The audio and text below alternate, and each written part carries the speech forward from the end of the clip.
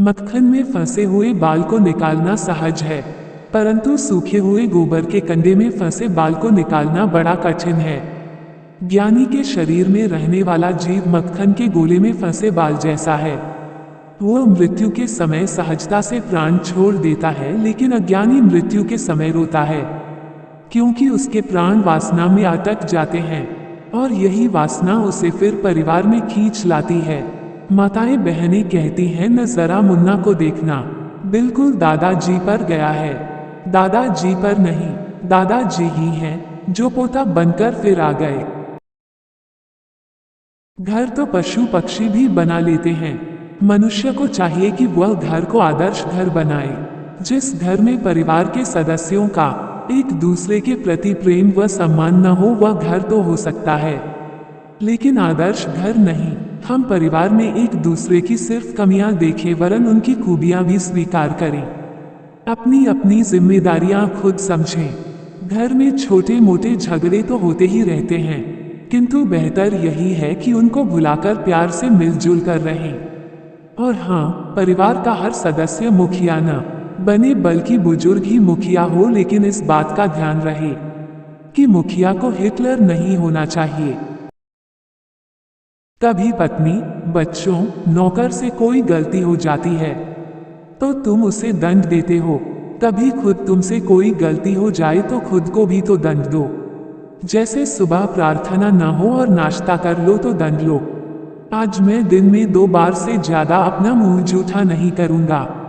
क्रोध में किसी को कुछ बक दो तो दंड लो। आज मैं घंटे घर का मौन रखूंगा। माँ बाप या गुरु तुम्हें कब तक दंड देंगे?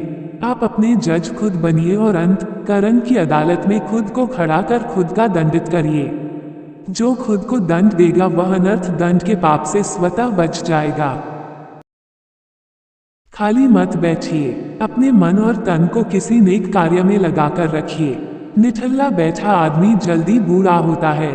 जब आदमी थककर बैठ जाता है तो बीमारी उस पर बैठ जाती है और फिर वह आदमी किसी काम का नहीं रहता। थककर बैठ जाने से तो इंसान की किस्मत भी बैठ जाती है। सेवा निवृत्त होने के बाद भी सेवा कार्य में लगे रहिए। बीते कल को याद कर पछताते न रहिए और न ही भविष्य की आशंका की छाया भूत से डरिए, एक बल्कि सुबह जब सोकर उठो तो हिम्मत से उठिए और सोचिए, आज ही सत्य है। पानी के बिना नदी बेकार है, अतिथि के बिना आंगन बेकार है, स्नेह ना हो तो सगे संबंधी बेकार हैं, पैसा ना हो तो पॉकेट बेकार है और जीवन में सद्गुरु ना हो तो जीवन बेकार है। जीवन में एक गुरु जरूरी है, गुरु नहीं तो जीवन शुरू नहीं। सड़क पर चलते हैं तो पड़े पत्थर को हर कोई पैर से ठोकर मारता है, मगर वही पत्थर शिल्पी के हाथ में आ जाता है तो मूर्ति बन जाता है। सद्गुरु शिल्पी हैं, वे नर को नारायण बनाते हैं। आप पत्नी हैं और अब मां बनकर अपने बच्चों को संभालना चाहती हैं तो मेरा सुझाव है, आप अपने बच्चे को गर्भ से ही संभाल लीजिए। गर्भ से ही संस्कार डालने की कला सीख लीजिए, कारण कि बिना नींव का मकान चाहे कितना ही सुंदर आकर्षक हो, किंतु वह आंधी तूफान के सामने टिक नहीं पाएगा।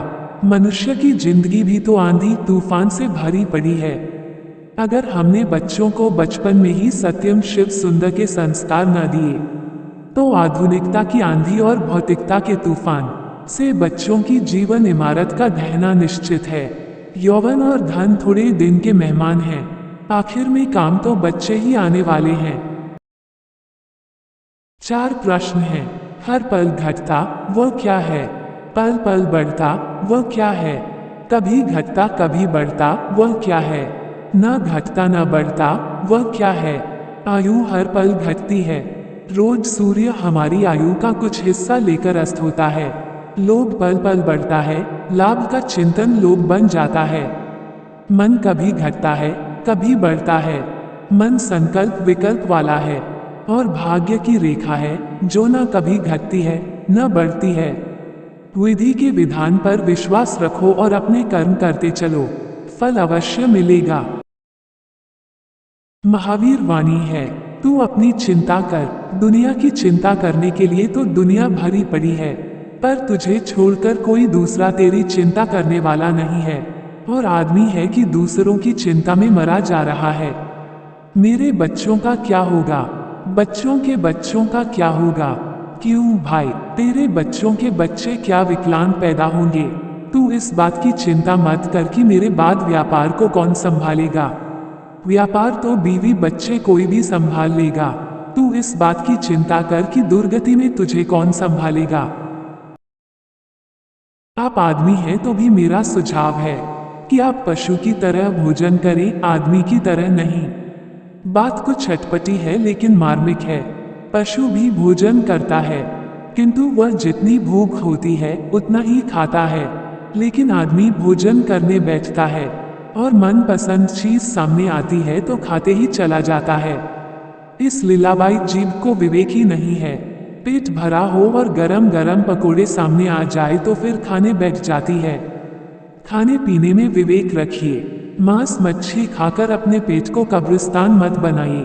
खान पान की शुद्धि नहीं तो खानदान की शुद्धि काम आने वाली नहीं है। रात सोने से पहले आज की समीक्षा करें। आज जो ठीक बन पड़ा उसकी प्रशंसा करें, उसे उपलब्धि माने और जो गलत हुआ उसके लिए पश्चाताप करें।